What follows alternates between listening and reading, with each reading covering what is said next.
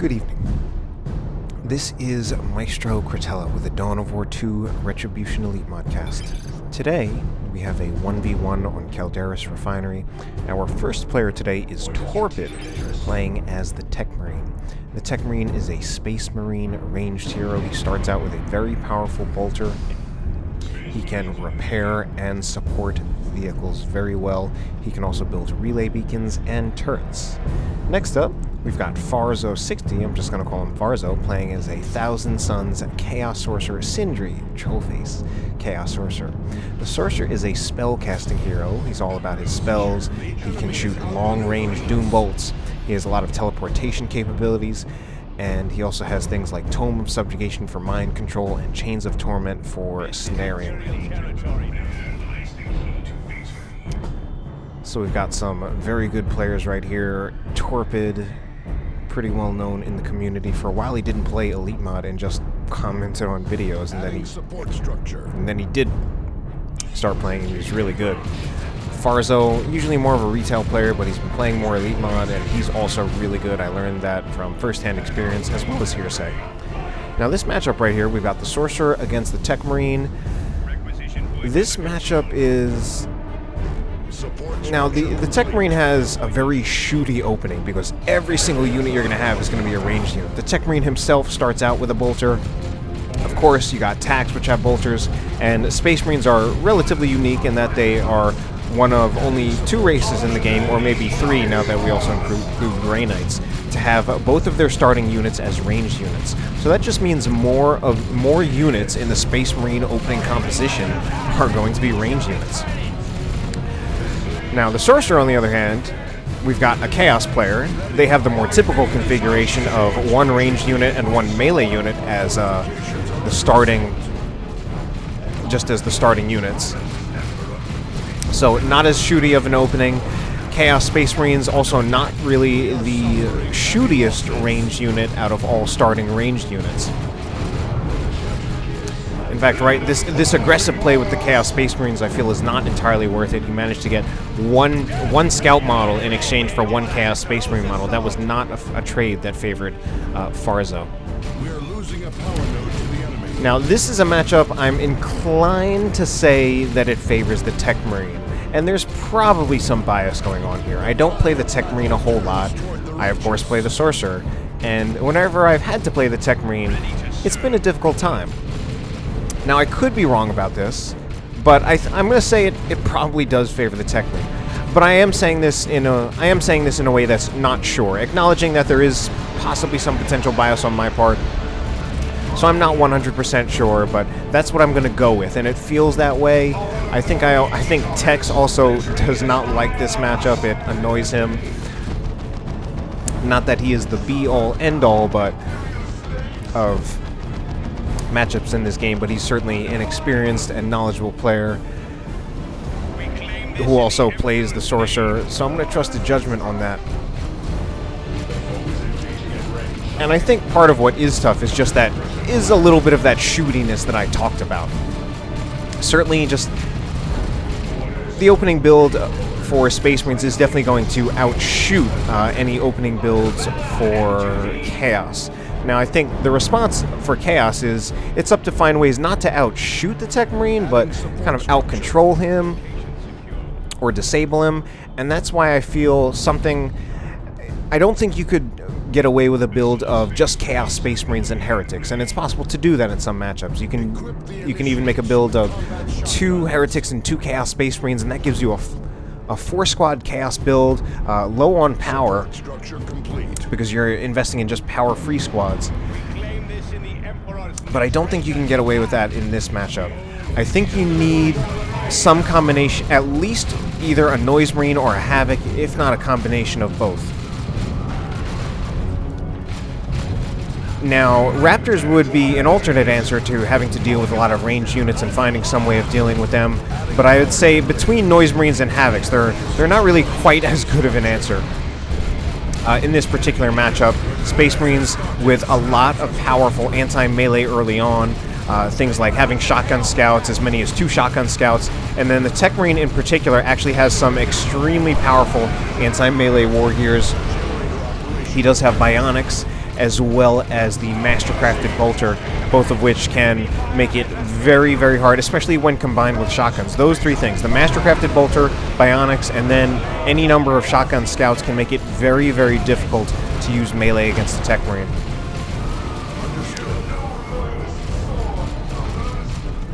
So we do have the Havoc out for Farzo. Actually overextended right now, in a lot of trouble. Really needs to retreat out of there. And the Havoc is usually the go-to 4th squad for the Sorcerer. Are we going to see an attempted grenade on retreat right here to take out that Havoc? Unfortunately, the grenade missed. I think it was also late. It was very much an opportunity upgrade. Just saw an opportunity, spent the resources. Unfortunately, did not get it. But if he had gotten that grenade right there, that really could have been a real bad day for Farzo.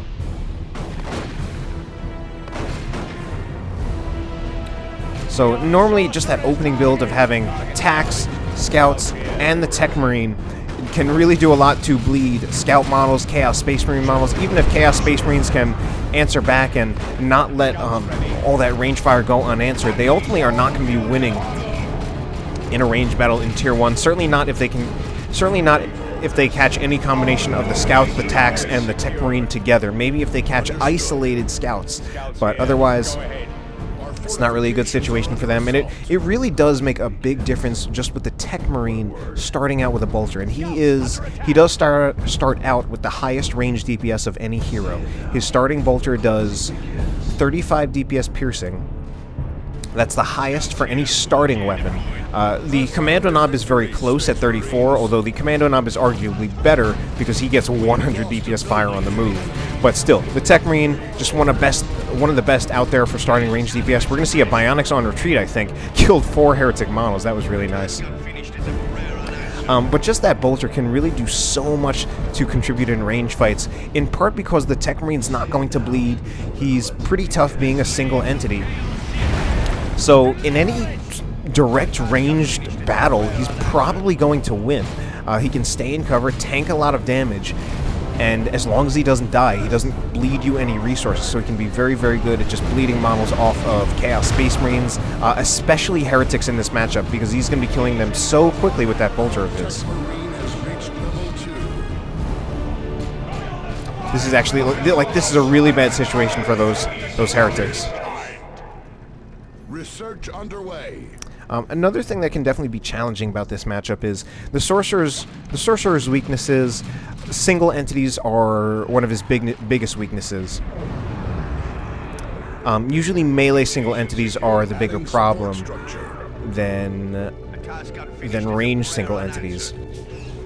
The Techmarine, I think, still a little tough because normally the way you would counter like a ranged unit would be like with a melee unit, but the Techmarine in combined with just the other Space Marine options can be very good at countering melee.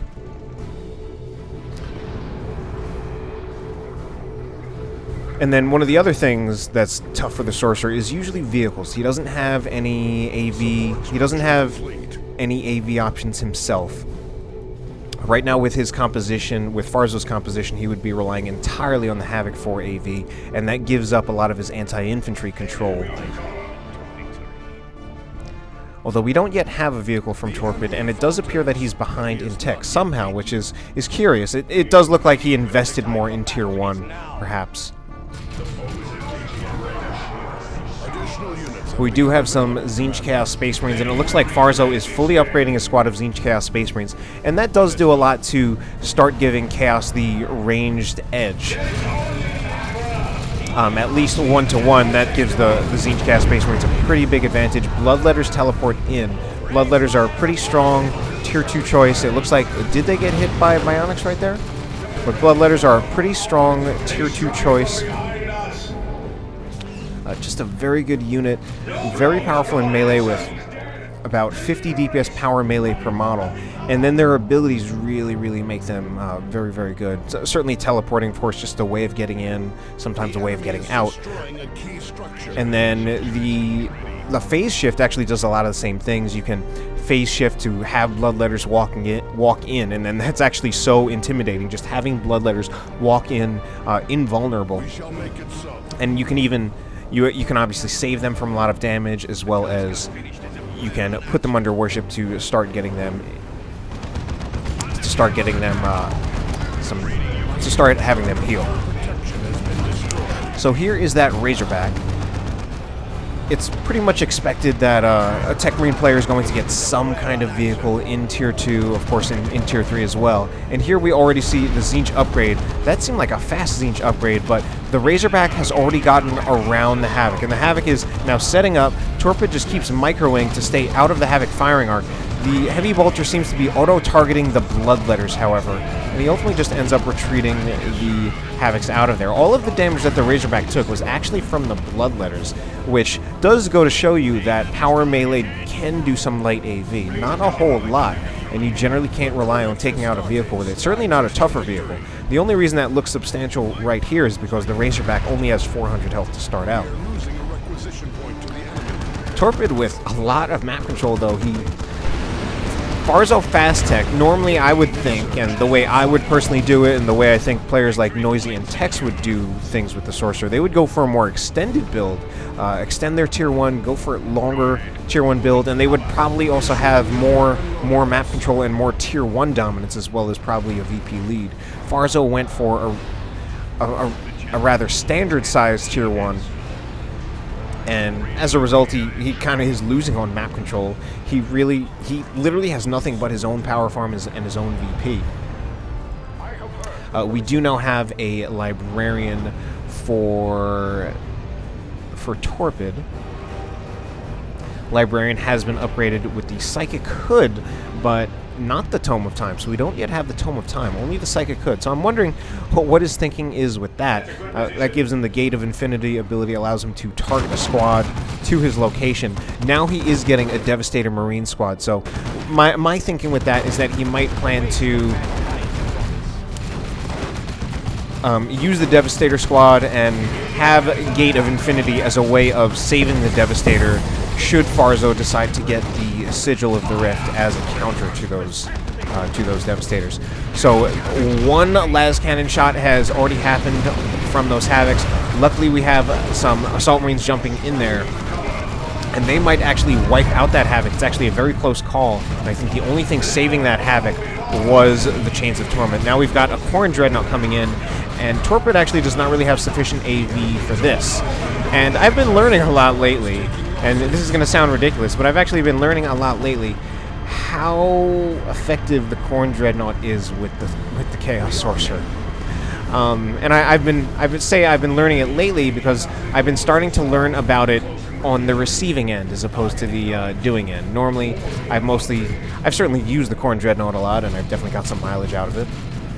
But I've been playing against other Sorcerer players lately. I've been learning how tough this Khorne Dreadnought can be to deal with, especially if you choose not to get setup teams in fear of having your setup teams getting teleported out by the Sigil of the Rift. So you kind of have to make a tough choice of, well, I'm going to try to use setup teams against something like a Chaos Dreadnought, because that's really the best counter, especially something like a las cannon, which both is a long-range, high-damage AV weapon as well as a snaring AV weapon. Or do I try to not use a setup team? And that's a tough call, because if you are going to use a setup team, you really need to be prepared for that Sigil. And that Sigil can wipe out that setup team in one go if you're not careful. If you don't choose to use a setup team, then you have to try to deal with the question of killing a Khorne Dreadnought without it, which is actually extremely, extremely tough. What are you actually going to do? So another shot goes in on that Havoc, or on that Razorback rather, from that Havoc. Havoc does not get a second shot. I think the line of sight was blocked, but the Havoc does, I don't remember the exact damage, but it's roughly 150 or 160 damage per shot. So against a Razorback, that's actually really tough. A Razorback can be killed very, very easily by any kind of las cannon if you are not careful and you are not ready to counter it quickly. There it seems like Bloodletters took out the las cannon Devastator, and really unfortunately it looks like that las cannon Devastator just derped on retreat. Bloodletters, of course, another great way of dealing with something like a setup team. A teleporting squad that does 200 damage, 200 DPS power melee as a squad. That's absolutely ridiculous. Against Devastators, which only have 675 hit points of heavy infantry armor and no melee resist. So they're extremely, extremely vulnerable to really any kind of power melee. Banshees can easily wipe a setup team from one flank, and that also does factor in that Banshees are very good at chasing. So it was a little unfortunate there for Torpid's Lascannon Devastator to really just derp around like that in a situation where it really couldn't afford to. Now, it seems like Farzo has not really bothered to recapture these side power nodes most of the game. So Torpid must be having a stronger economy right here.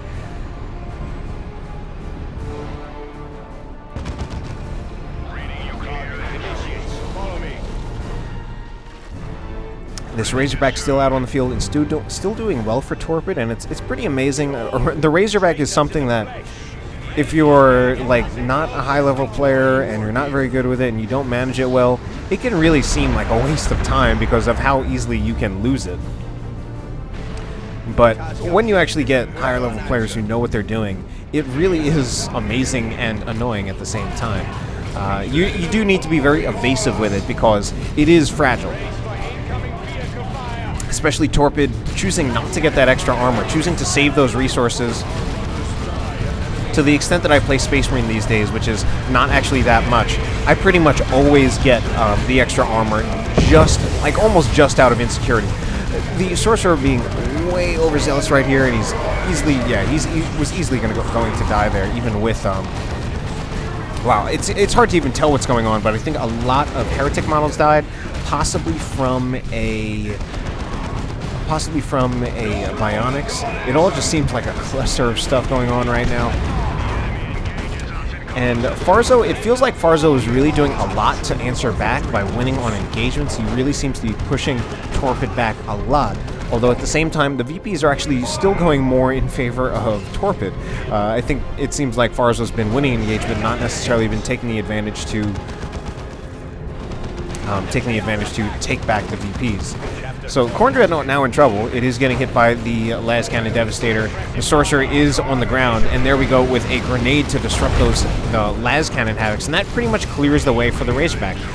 The Chaos Dreadnought now in a lot of trouble, but it does get teleported to the Sorcerer's location, which is actually not that far away. It's also infiltrated, but I'm actually not liking the way this is looking for Farzo. I think he's really overstaying his welcome right here.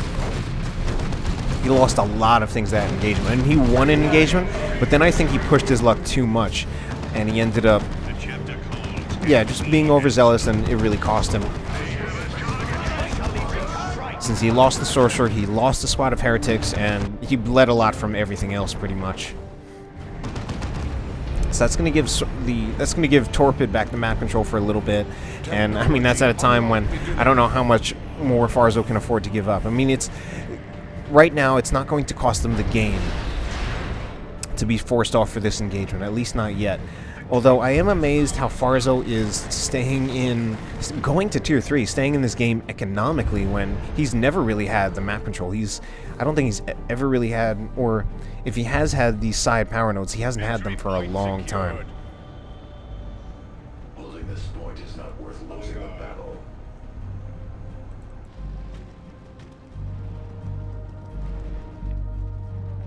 Now, I think this is actually a really tough situation for Farzo.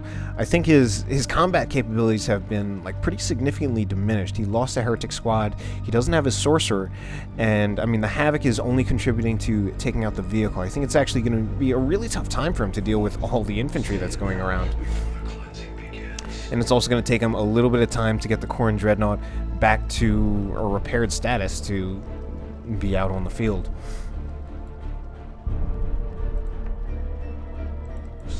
We also have a melee Techmarine, so now we actually do have a melee single entity. So that is also going to be another thing that would make life a little bit harder for Farzo. Now, Farzo has invested in the Chains of Torment, so if he does get his Sorcerer back up, and we've been seeing him use that a lot, and that is, in some matchups, it's considered almost necessary. In all matchups, it's generally, in almost all matchups, it can be very helpful. It's generally not good when your opponent goes for an incredibly shooty composition, and the result is that you just end up getting the Chains of Torment shot down very quickly without achieving much. In which case, you might opt for the Demon Armor, which is generally rare. You don't actually see it used a lot, although Tex has actually said that he feels that it's actually pretty good and generally more valuable than the Teleport Armor. Certainly, the Chains of Torment is definitely more in the overall picture of what the Sorcerer wants. The Chains of Torment is the better upgrade than the Teleport Armor. That's not to say it is every time, just in the overall picture of how the Sorcerer is played currently in Dawn of War 2. So, Predator coming out for Farzo. Torpid does not have... Well, he does not have a Predator of his own. I actually didn't really know where I was going with that. But anyway, Librarian is now, I think, fully upgraded. So he's pretty tough, and now we actually have 2 melee single entities out on the field. And that's something that can definitely be pretty tough for Farzo to deal with. I think the Librarian might actually get a little overwhelmed by the Bloodletters because of how much damage they do. Although he might be lucky enough to get a special attack. The Techmarine, on the other hand, does have Bionics, and he's also got the Axe of the Mechanicum, which drains energy on each hit. So I don't know. The Bloodletters might not really want to engage him. Anyway, things have been really slow lately, and wow, Farzo basically waiting until he just has what he needs to deal with everything. He's got a Predator, but at some point he's going to have to make his move. He does not have any red, does not have enough red to actually use an ability aside from... but a cannon shot right out of Infiltration. I think it would have been better if he already had the las cannon set up, but instead he's actually choosing to capture with the las cannon, which is interesting. But I guess the Chaos Space Marines would contribute a lot more to combat. Razorback is actually done, and now we've got the Bloodletters teleporting in. What are the Bloodletters going to prioritize, though? They could, yeah, going for the las cannon Devastator is actually a really good idea, because then that really clears the way for both the Chaos Predator as well as the Dreadnought. But man, look at how badly the Chaos Space Marines got messed up by the Techmarine. Techmarine might actually finish off the Tzeentch Chaos Space Marines, and in fact he does. That was bizarre. But anyway, I mean, the Techmarine being absolutely beastly right now. I think Bionics is on cooldown, so he might go down from this engagement, unless it's not, and he does go down. But although he went down, he achieved a lot, especially considering if he just waits a little while, he can get that Techmarine back for 250 requisition. Not a whole lot, considering he took out a squad of fully upgraded Tzeentch Chaos Space Marines. I also thought this Havoc squad was going to go down. That was going to be pretty dangerous. Librarian being pretty brazen, but I think things still might favor him. Librarian now needs to get out of there. A nice special attack, I think, is going to save his ass, except for the fact that he didn't retreat that early. So I think the Predator might chase after. If the Predator can get one more cannon shot, that might be enough to take out the Librarian. But the cannon shot is not targeting. It might have had the line of sight blocked by these turbines or whatever this is. Who even knows what that is? We have 300 points remaining. So I think well, some things didn't go well for Farzo in that engagement. He bled a lot again. Look at it. He lost 3 out of 4 Bloodletter models, and those Bloodletter models, well, can't see how much they cost yet. Lost a lot of Heretic models. And he lost the Tzeentch Chaos Space Marines, and that's pretty big. Tzeentch Chaos Space Marines really do scale very well into the late game, and you do want at least one of those. If not only one of those.